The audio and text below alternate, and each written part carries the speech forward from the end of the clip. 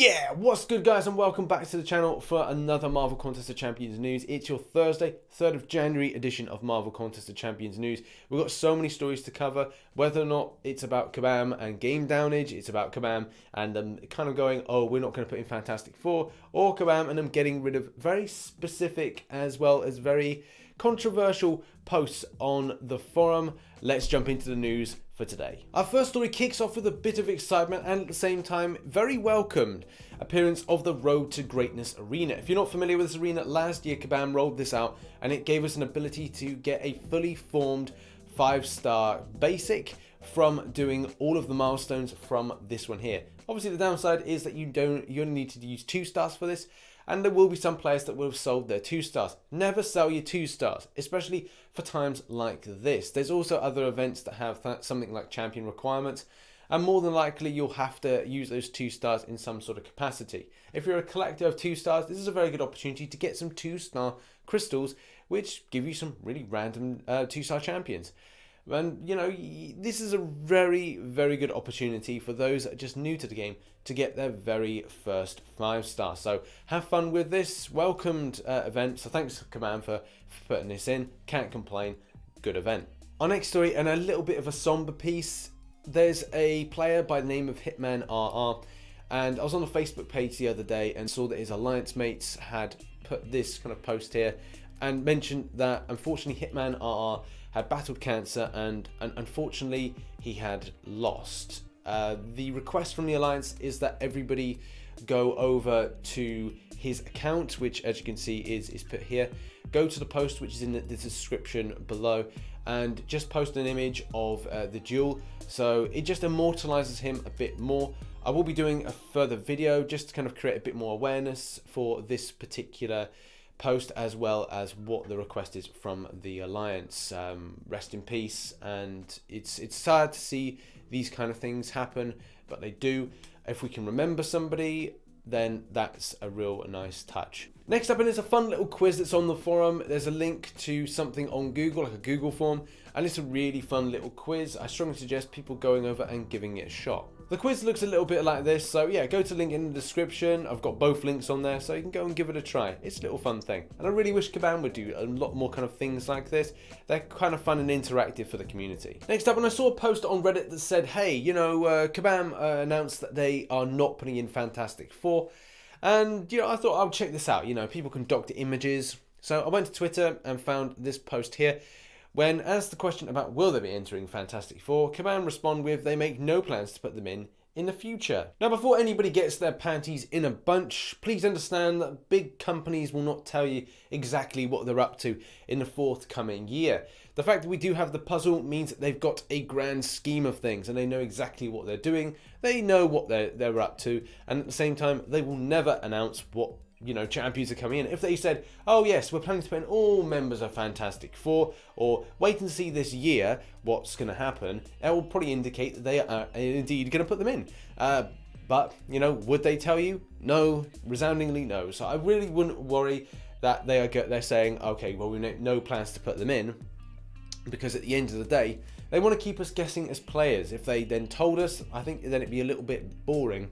And yes, there would be some sort of hype, but if they hyped and said, oh yeah, they'll be put in, and you're waiting and waiting and waiting, and we have to wait until December of next year for, say, a member of Fantastic Four, then you probably go, right, okay, so that was a match that burnt out very quickly. So yeah, take it with a pinch of salt with Kabam's response, but it does seem to fit well with the Galactus story. And what I've been saying for the last years, go big or go home, and you can get more bigger than Galactus, Fantastic Four, Silver Surfer, Doctor Doom, all those characters in for Act 6. You know, that's something that I would really rate as a storyline, but we'll talk about that in a further video. Next up, and a little bit of funny posting.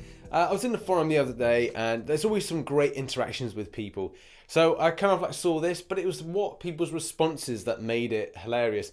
And that is the back in my day responses. So the main kind of point of the post is that people have been moaning about the 4K shards from some previous events.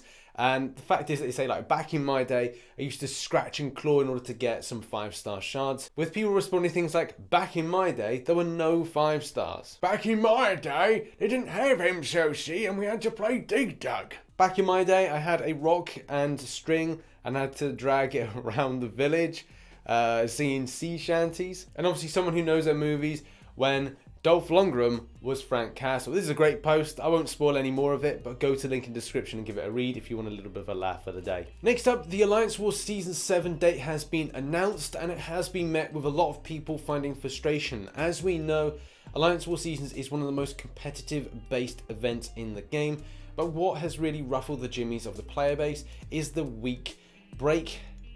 I know, week break. Usually we get about 2 weeks, and in some cases I think majority of people and majority of players will feel very strongly that a 1 week break is not really enough for something that requires so much of your time, so much of your alliance based time, so much of other and extra time.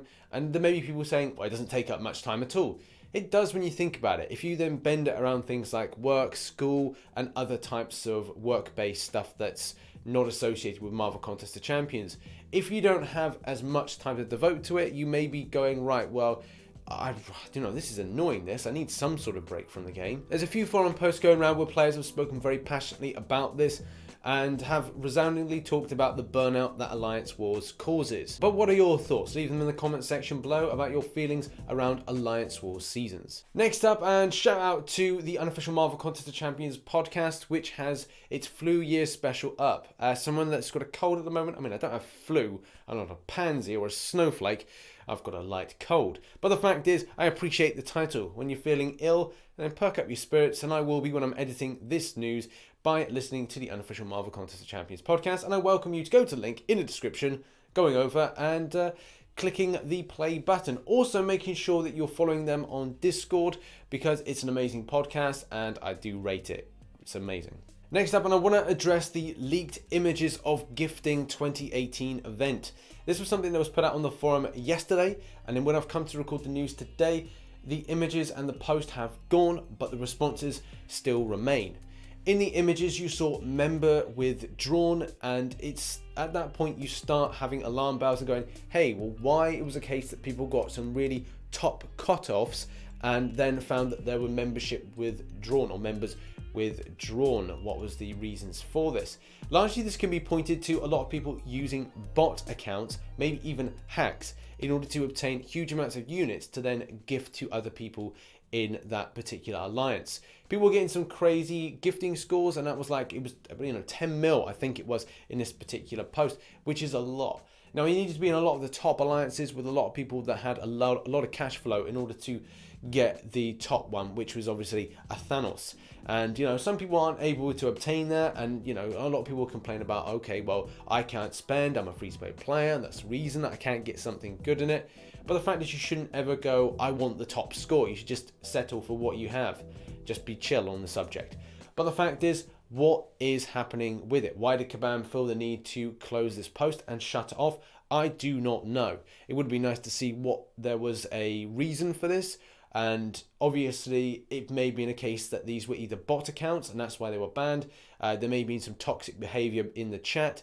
It's really hard to tell at this point. This is in fact a section of the image here. It does say members are right about here, and this is where the members withdrawn section was. And then obviously we can see the 10 mil that was put in order to achieve this. And again, I don't know what alliance this is, number one. And number two, was this reflective of a really decent score? It's really hard to tell at the moment. But in any case, what are your thoughts on this? Is this an issue? Is this something that is really annoying from an exploit point of view? Do you feel hard done by this? What are your thoughts? Put them in the comment section below. And our final story is all about arena cutoffs. As we know from this post here, we're expecting a 2016/2017 reflective crystal, similar as we've had recently. And I do think that the cutoffs are going to be the same. It is followed by the basic of Yellow Jacket. Yellow Jacket is not a hugely popular champion, but if you're looking to pick up a sneaky one, I reckon about a 1.8 mil for that 4-star basic. But when it comes to the other arenas, I got different thoughts. In a 5-star arena, I see 40 mil being a good safe bet. And then with hitting off that, and it's something that I really want to shoot with, and that is the 10% hit off, and I'm looking at about 13.5 each time, 14mm to be safe.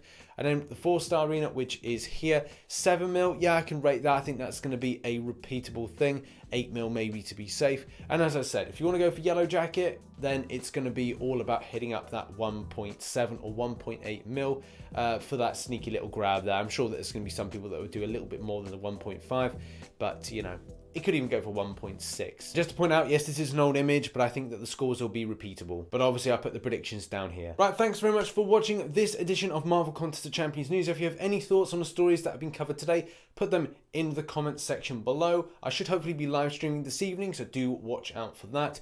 As well as lots of content coming your way. Got to do a bit more research on my puzzle. So yeah, expect a lot of fun content as well as guides in the future. It's a big week for me, Marvel Contest of Champions, as well as YouTubing. So yeah, keep locked to the channel. Some lots of fun content coming soon. Thanks very much for watching. I've been RichTheMan. Make sure to like, share and subscribe. I shall catch you in the next one. Bye bye for now.